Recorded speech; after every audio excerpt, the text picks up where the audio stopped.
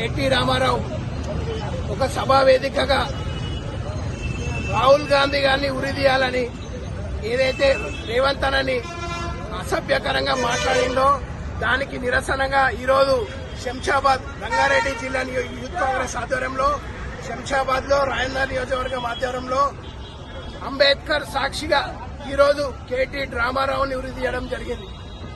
ఈ విధంగా అయినా పబ్లిక్ ని రెచ్చగొట్టే మాటలే గాని పదే పదే మాట్లాడితే మాత్రం యువజన కాంగ్రెస్ ఎవరు కూడా ఊకోరు.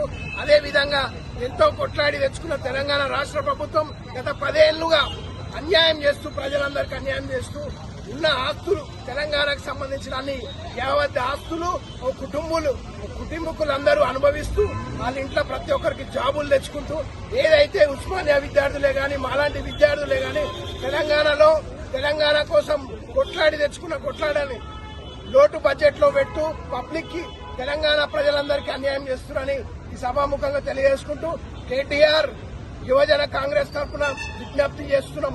ఇదే విధంగా నువ్వు రెచ్చగొట్టే మాటలే చేస్తున్నావు అనుకో, ఈ రోజు రేవంత్ అన్న ఒక సమర్థవంతమైన పాలన చేస్తుండు.